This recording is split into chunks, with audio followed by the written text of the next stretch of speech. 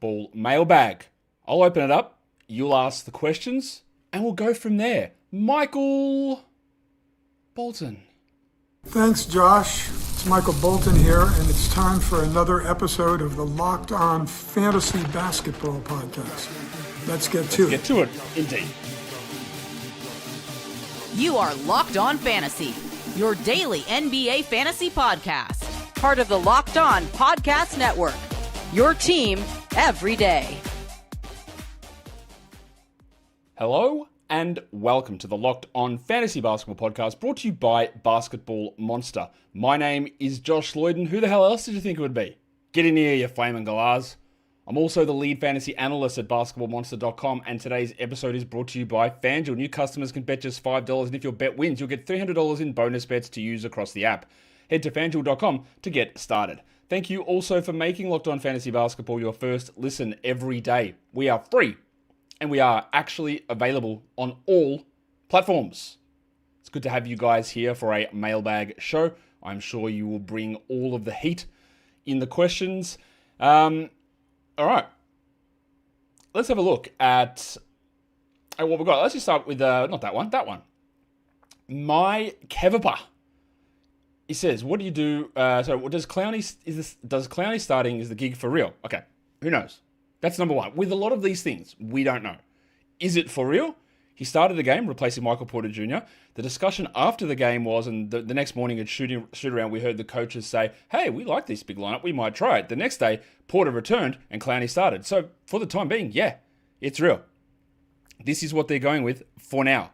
The rookie point guards, terrible. Cam Thomas, injured. This is what they're doing for now. Will Clowney be good every game? Probably not. Right? Will he be useful? It's one of the, let's get ahead of it. A guy with an interesting skill set who has established 2 good games in a row, and the coaches seem to want to try this. We do it. I think a lot of what we do here in fantasy for the season, we should look at things. Yes, it's good to have a look at the full 20 weeks. But let's just look at 2-week chunks, 3-week chunks.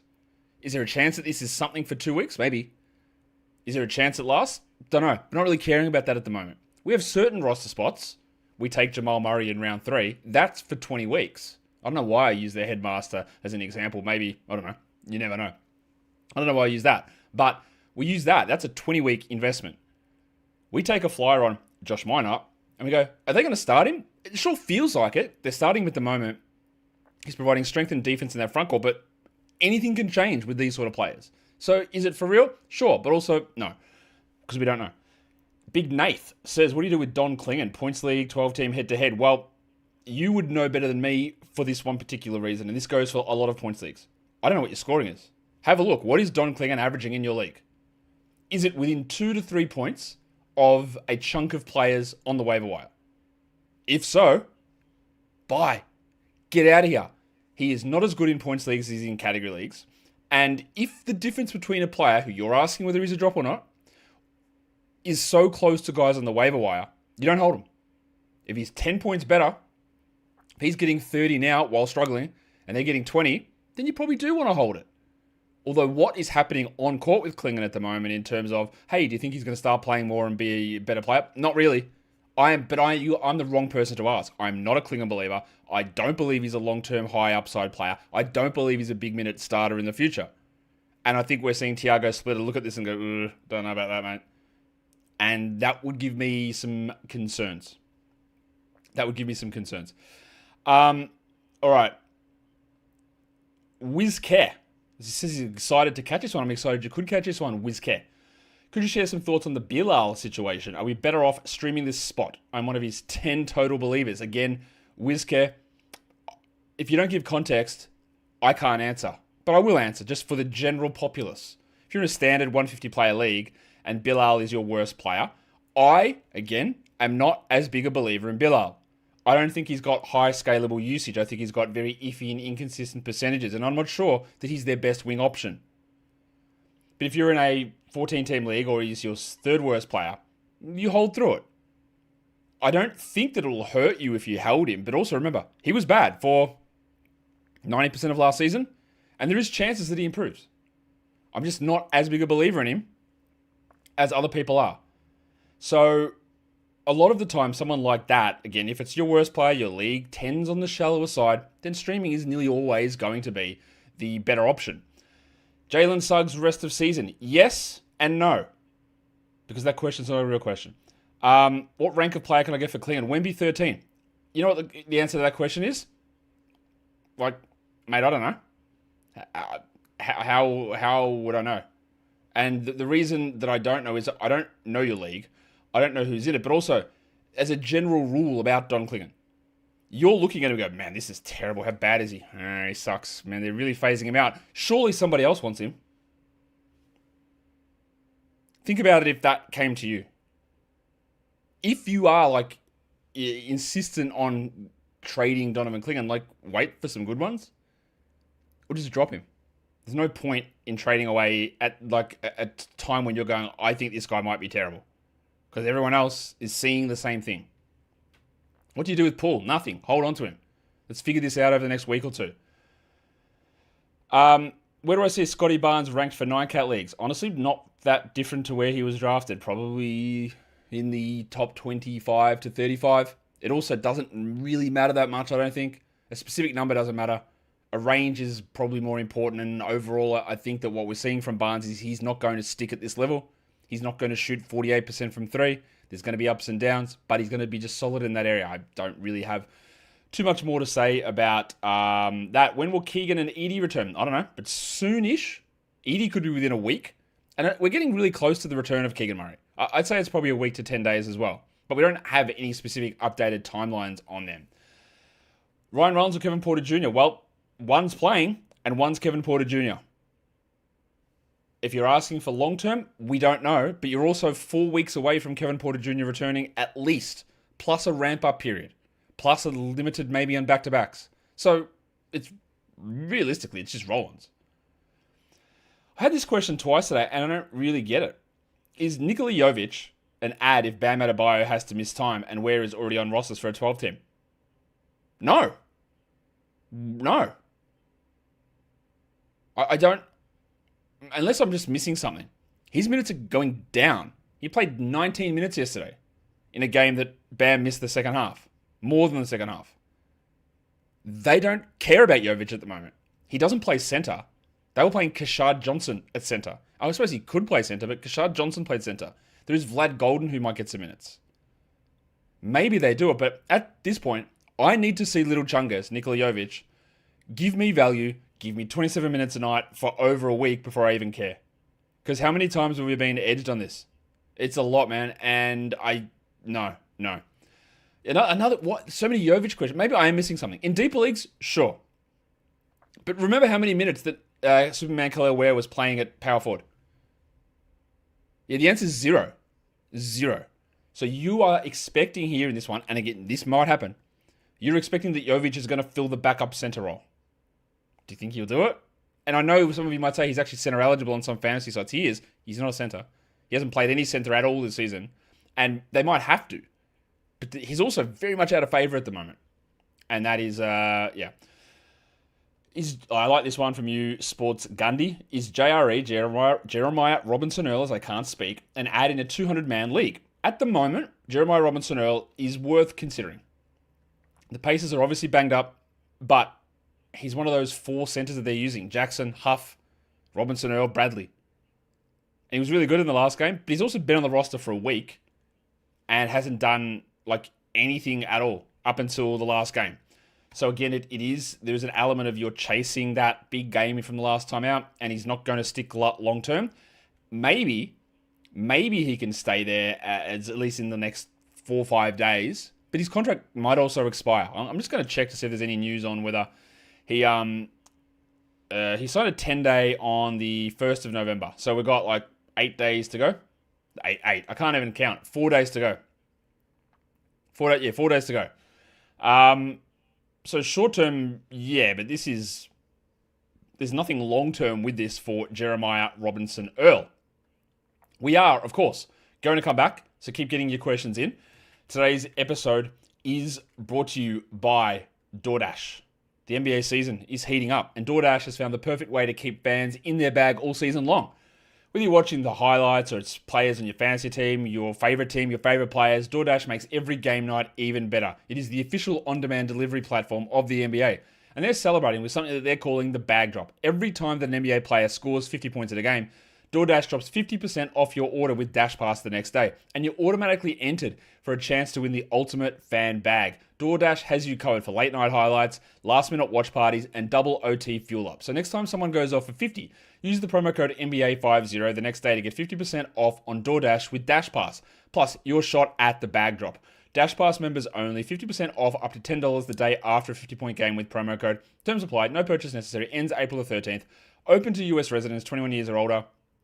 Visit DoorDashinYourBag.com for full details. DoorDash, in your bag, all season long.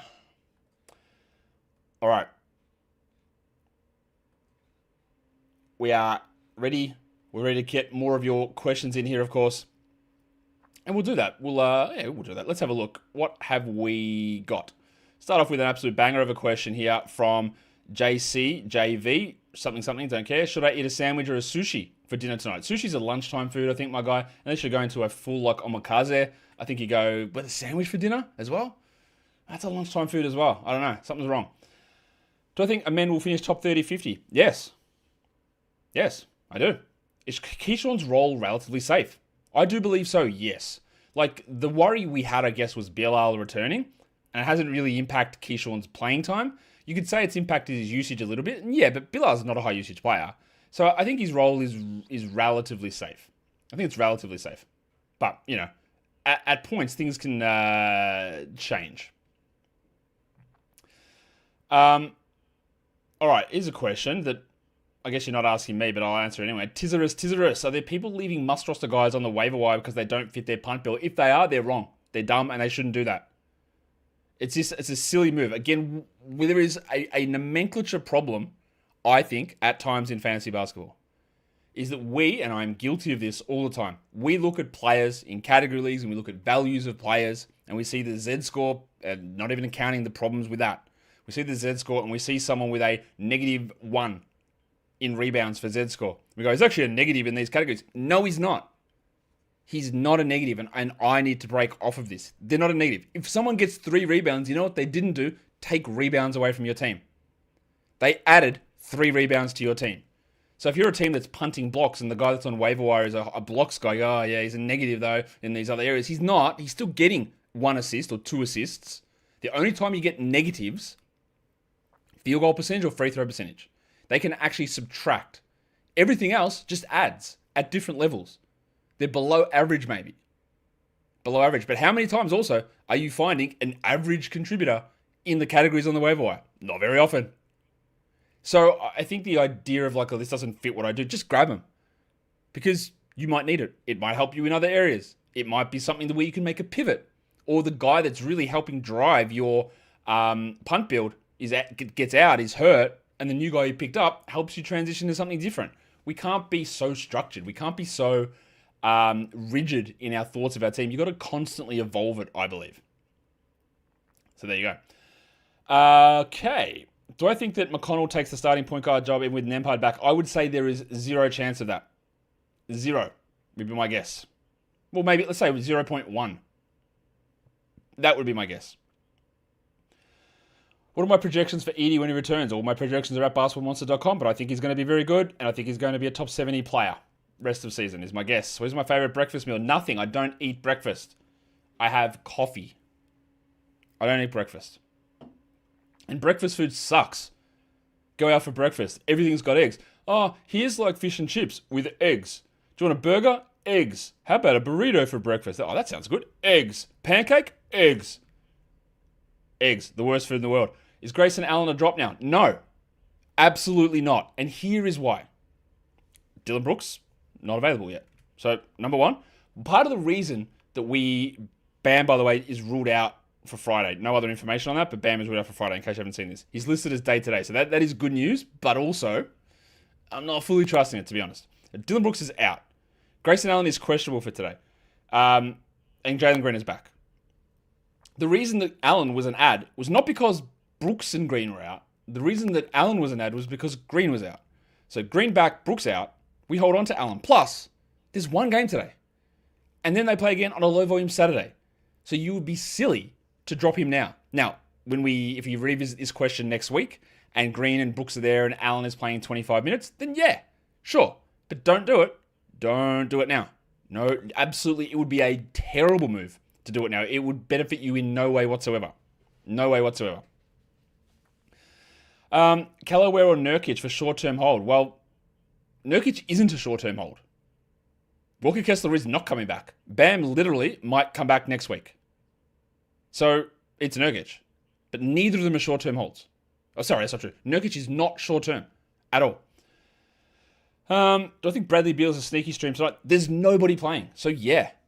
Even though Beal might not be good, you have got, at most, 20 players that are available to play tonight, and 6 of them are already on rosters. And there's probably only 4 other guys who are actually going to be starters. So, yeah, on a day like this, absolutely. Okay. What's the upside on Pirtle and Lively? Both are injured and bad.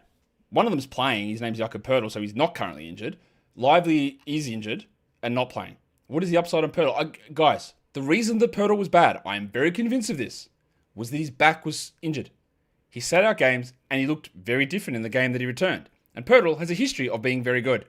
Derek Lively does not. To me, they're not even comparable players at this point for the season. There was a question I saw there, but then it disappeared off my screen, so I missed it, so bad luck. Here it is. Is there a reason I'm so high on Flag? Yeah, he's good. He's a rookie. There's no guarantee he's even a top 60 player in NICAP. That's true. There is no guarantee of that. And what I have said all along is I believe for 2 months to 3 months, he will be outside the top 90 to 100. And then he will roll top 30 for the rest of the way. Why do I believe he is good? I have watched him play. I have seen him adapt. I have seen what he is able to do. And if you just want one sample size example of why I think he's going to be good, just literally look at the last game. There's no guarantee he finishes top 60. You're right. I feel good about it. Or I feel good that in the second half of the season when fantasy playoffs are rolling, that is the type of player you're going to be getting. I feel good about that. Why? Because, again, I've watched him play. I've seen his skill set. I don't view players like this just willy-nilly. Like, there was a lot of, VJ Edgecombe's going to remain top 30, and I was like, I don't think so. Top 90, maybe. I don't have that view of those guys, but I do of him. Really? Is Royce O'Neal worth a stream tonight? Welcome to 2 weeks ago. Yes, Royce O'Neal has been a must-roster player for weeks. He won't be afterwards, but yeah, there's nobody playing tonight, guys. Nobody. Every Suns player and Clippers player, honestly, that you think is going to get solid minutes is streamable tonight. But O'Neal's been way better than that. All right. Is Drew Holiday sell high at the moment? Look, I would say yes. But also, when we talk sell high, when I say sell high, all I'm really referring to is, do I think that his production is probably going to drop? And I think yes. Will anyone believe it after the last 2 years of Drew being subpar? While also them having the same information that Scoot Henderson's coming back? Probably not. So I don't know that you can actually execute it. But yeah, sure, absolutely. Sell high. Is Ryan Brenner a must roster? Yes. But again, James, I have no idea what you're doing. I don't know what your fantasy team is. I don't know what league you're in. You're in a points league? Just look, what is he averaging? If you're in a category league, that's not even debatable. Yes, Colk, the big Colk, all of our Colk heads are rostering him. Absolute must roster guy. Do I think the Sixers are too congested for Jared McCain to be serviceable into it? Yes, this is the thought I've had all off-season, all preseason, all regular season. I do not see a way for a one-dimensional player in Jared McCain who is, at best, their fourth guard, to be relevant for standard formats. Yes, the first game is not a full indication, but it doesn't dissuade me from my thoughts. I'll leave it that way. But I think you again, no one can watch everything that I do or listen to everything I say. I don't listen to everything that I say. But this has been a pretty consistent thought of mine. Also talked about this yesterday, Jim, but I'll give it to you now. What are your thoughts on CJ McCollum? Is he a hold or is he a drop? I don't really see the point in holding him, to be honest. If you're in, again, a league that I have no idea about, because you don't tell me what size it is, I don't think that you need to hold him. Guys, is Alex Sarr a sell high? Again, this is all very much... it's all very much dependent, I think, is the right way of phrasing that. Because, sure, the field goal percentage and three-point shooting will probably drop a little bit. Will anybody buy that it's going to stay this high? Probably not. Are they more likely to think that he's more like last season or this season? I don't know. I personally would just hold on to him, honestly. I'd just keep it going. Because I don't think you're getting value back, and I think there's probably a decent chance that it holds. David Tong asked a really good question, which is very broad, and I like it. How do you discern whether it's chasing the previous night's outcome or getting ahead of it? David, the things that you want to look at is, did the production come weirdly? Did they shoot 6 of 7 from 3? Did they? Did they do that with 2 rebounds and nothing else? But the line looks good because they've got 30 points and 6 threes. All right? Number 1, that's chasing. Is the reason that their minutes went from 10 to 30 because somebody or 2 people sat out a game? And then they come back and that player goes back to the bench. Think, I don't know, Omer Yurtseven. Right? That is chasing. Did something weird happen? A player get injured in-game. A player get ejected. A player get in early foul trouble. That is chasing. Was it a role change? Like Noah Clowney, who went from a 18-minute player to now a starter with 30 minutes. And we weren't sure after the first game, but when we saw the injured player return, he stayed in that role. We go, oh, okay, that's a role change. That's a commitment to the player from the coach in the short term. It's not, oh my God, he got hot, hit 7 shots in a row with 3 players out, and look at that line. And there's no set, fast rules with stuff, but that's like a blanket way to look at it. Then we just put a bit of nuance in there. How do you view the player? Do you think it's possible that they want to invest in him a little bit more without throwing out like nonsense narratives of, oh, it's a contract year, so they're going to have to play him more, or it's a contract year, so the team won't play him. So none of that stuff is real. It's more just about looking at numbers and what happened, but why did they happen? Don't worry a bit about the numbers, but more worry about why the numbers. And that's not a real phrase, but like why the numbers. Not what the numbers, why the numbers. And in that broken English, I'll go through and tell you that today's episode is also brought to you by FanDuel. The NBA is back and there's no better place to get in on the action than with FanDuel, the official sports betting partner of the NBA. Even if you miss the start of a game, an NBA game, you can get in there on FanDuel because you can do live betting. You can bet on everything from who's going to score next. You can bet on the comebacks. You can bet on expanding the lead, perhaps, who's going to win. But you can also combine those live bets into a same game parlay.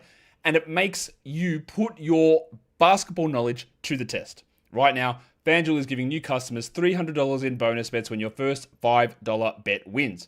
So go to FanDuel.com to sign up and play your game with FanDuel, the official sports betting partner of the NBA. And don't forget to gamble responsibly. Today's episode is also brought to you by Prize Picks. We make decisions every day, but on Prize Picks, being right in those decisions can get you paid.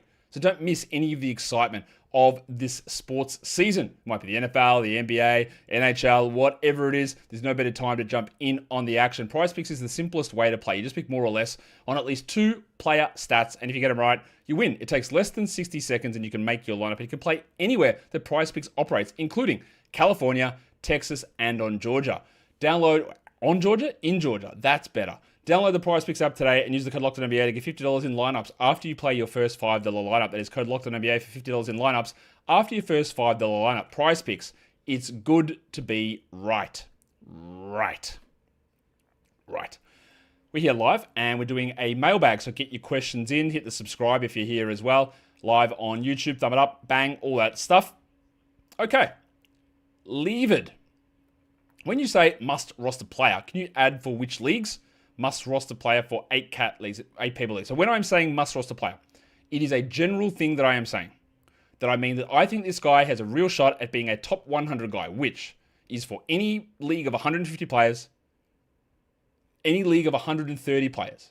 Now, an 8-man league is about 108 rostered players in general. It probably doesn't include that. And I'm going to be honest with you, Levered, I'm really not going to talk about 8-team leagues. This is probably the only time that I'm going to mention 8-team leagues all season. There's only so far that we can go. And when you are in an 8-team league, your waiver wire is filled with so many good players that in general, you can have such strong teams. And if you just stream the shit out of it, you get more value. All right. You just get way more value. So yeah. Do I have any more information about Bam Adebayo? Someone screams in all caps and then it moves off my screen so I can't put it up on the thing. No, all I know is that he's out tomorrow and he's day today. Guys, if you're going to ask questions about a trade that you did, you know what my answer is going to be? You did it. Can't change it. It doesn't matter if I give it a thumbs up or thumbs down. So you just want to feel better or worse. It doesn't matter. Don't worry about it. You've done it. It's all finished. Okay. What are my thoughts on Trey Murphy? Plays for the Pelicans. Real name is Ken. Never refer to him as Trey Murphy III. When you refer to a top 50 guy, which rankings are you referencing? I'm referencing my rankings, the Durant head-to-head rankings on Basketball Monster. The rankings which I believe give the best reflection for category leagues in head-to-head formats. Because it doesn't put Paolo Banchero outside the top 130 or Giannis outside the top 50. It reflects the reality in which we live. You can find them on basketballmonster.com. All right. Can I speak about the trajectory of Matas Buzelis? Not really, because I don't really know what that means. The trajectory, do I think he's going to improve from here? Like, if that's what you mean, then yeah, I think he is. But even though it's been somewhat disappointing of a start for Buzelis, he's been all right. He hasn't been great. He hasn't been terrible. He's been fine. If you've got him, you just go, okay, I think we expect more to come here. And I think it will come. But we just have to have patience. We have to have patience. Okay. What's my outlook on Desmond Bain? Better than this, but not as good as you might be thinking. I did not have Desmond Bain as a top 50 player this season, and I firmly stand by that. So I think he's going to get better than this, but I don't think he's going to be as good as where he was drafted. Is this Matas' ceiling? God, no. It's year 2. It's 8 games into year 2. Like, no. Absolutely not. And let's, so we're getting 2 questions here about Matas Buzelis. So let's take a look at some numbers on Matas Buzelis, because taking a squiz at that, it might enlighten us, because look, maybe I'm just misreading what he's done this season. Let's have a look. He's averaging 15 and 4 in 29 minutes with 2 threes, a block, and a steal. It's fine. It's okay. It's not that bad. I think the thing that I'm probably a little bit down on here with him, or a little bit frustrated, is his assists are low. I think that can improve, and that's a little bit frustrating. His usage is bang on where I've got him projected. Realistically, he's just playing fewer minutes. And I think there's larger, because he had there was a real foul trouble game in there from memory. He had a 12-minute game in there. And he's hit 33, he had 34 minutes, 12, then 32, 34, 29, 31, 30. He's had some poor shooting nights. The free throws haven't quite been up to standard. I think we might be just panicking a little bit over not very much. I think he's okay. What are my thoughts on Josh Hart? I didn't mention it in my video. I think I've mentioned it a million times. Josh Hart probably needs 32 minutes for me a night to be solid enough to be an absolute lock roster guy. For now, you probably do want him. Maybe not as much in points leagues, and he looks better the last couple of games. But my level of confidence in him starting is not really happening. How am I feeling about Sohan coming back? He came back yesterday.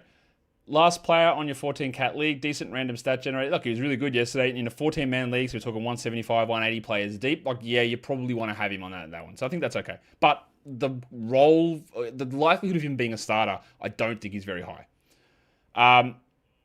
I don't know what this question is, but we'll do it anyway because it's funny. Not really. What about Yves Missi and Kobe White? Any thoughts? Yves Missi, Pelicans center, Kobe White, Bulls point guard. But I guess my question to you is, why are they mentioned in the same sentence? One's good, one's Yves Missi. Not remotely close. And also, welcome to the show for the first time ever. So you can get my first ever take on Yves Missi. Bad, not worthy. Not a 10, 12 team league guy. He's not. He's bad. He's not good enough for it. He's not even that good of a real life player. I feel like I'm a hater with him. I just don't see him being good. Kobe White is good. Cool. Talked about this a lot for Moses Moody's here, must roster. If you think Jimmy Butler, Steph Curry, and Draymond Green are going to be out each night, then absolutely. But they're not, so no. Moody had played 9 minutes 2 games before. Butler went out, played 10 minutes in the game. Moody got hot and shot 80% from 3. The next game, everyone was out, and he shot 80% from 3 again. I like Moses Moody as a player. Maybe he does start, but even if he does, this is not happening. He's not doing what he did yesterday, I don't think. But also, I didn't think he'd do it yesterday, so maybe take my words with a grain of salt. But still, this is when we talk about getting out ahead of it or chasing. Because it's not realistic to say that Steph, Jimmy, and Draymond are just not going to be there and he's going to be the number 1 guy. That's not a real thing. He's not even guaranteed to be in the mix to be a starter because it would have been Post and Pajemski. Now, I think he could get into that. But even if he does, he's not developing into this sort of a player. I don't think. Okay. Do I think Keontae George or Flag finishes higher in points leagues? That's a good question. I think it's probably similar, but also I don't really think it matters that much. Unless are you trying to do a trade here? People are so obsessed with trades in fantasy. Like, I don't think it matters that much. I think it might be George, but the difference between them is close to me. Okay. What else have we got? What's the timing of this show? We're going to wrap this up soon. Is Dylan Brooks a hold in a 12-team? I don't think so. Jalen Green is back. Dylan Brooks is still injured, and he's a sort of back-end guy anyway. Unless you've got the open IL slot, then no problem. No problem. Here's a good one from Mark Renton, my bad, 47. Is the silver an option for a 16-team league? He looks like the Magic's best floor spacer right now. I agree with that. I don't think he will be. I think Bane will get better, but 16-team, yeah, absolutely. Absolutely. Okay. Let's go through a couple more questions here. Is Ty Jerome a good stash? Look, not really. In general, stashing players when you don't know when they're going to be back, nor do you know what their role is going to be moving forward for a fringe back-end player in a standard format is generally not a good idea. But always, if you've got an open IL slot, who cares? Stash him. See what happens. Like, when Jerome comes back, what's the realistic scenario? Is he the 120th best player? Like, maybe? Are you doing it in hopes that Morant is traded or gets hurt or whatever? Maybe. But like, as a general rule, if the team is sort of close to what we think they are, he's not a 30-minute player. He relies upon extreme efficiency to get there, and we don't actually know when he's coming back. So, yeah. Do I think the Warriors' best starting lineup includes Moody over Pods? I think that it doesn't matter because Steve Kerr won't commit to one lineup. Do I think that... Look, I like Moses... Jesus, I almost Perkins then. I like Moses Moody. I've liked him a lot since his draft. I thought he went late in that draft, and he's been disappointing to me.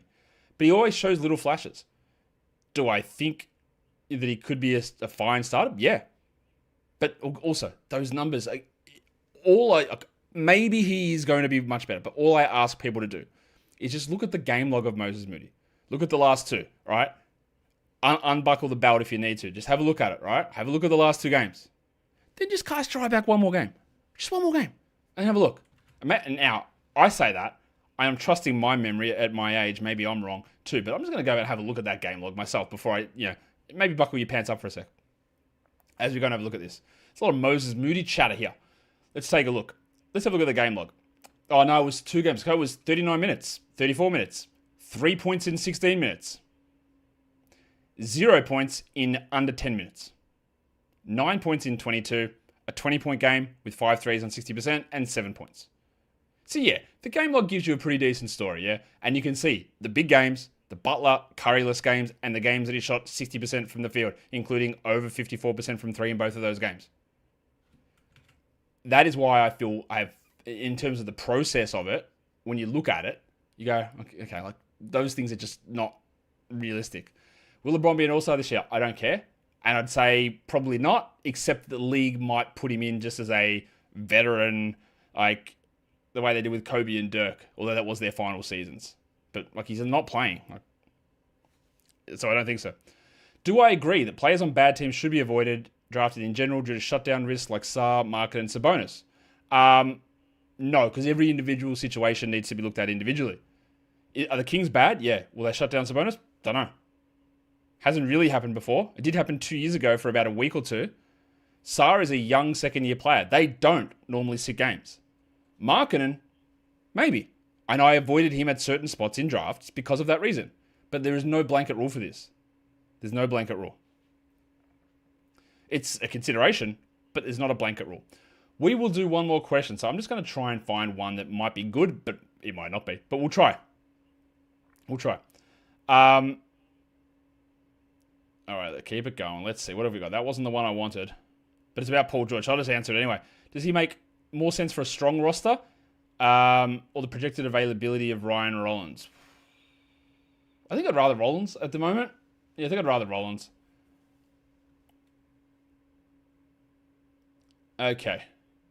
One more question. Does Ivy provide top 75 value when he is healthy again? Well, that would be the first time that he's ever done that. So I'm going to go ahead and say no. After another knee procedure, well, not another one, a knee procedure that's going to require time to get back into it. So I'm going to say that you'd be very fortunate if that's what you ended up getting out of Jaden Ivey. Very, very, very fortunate. And that is, maybe unfortunately for you, the end of today's Mailbag show. So, just for the schedule for today, there is only one game on. There will not be a recap show today. I'm not doing a recap show for one game. But what there will be is a preview for Friday's games. 11 games on Friday, that will be coming out later today, but there will not be a recap for one game today. Now, if there is something that absolutely massive happens, I'll probably drop a short or something on it, but there won't be a recap for it. Thumb up the video, hype it up, comment, subscribe, audio and video. Guys, we are done here. Thank you so much for listening, everyone. See ya.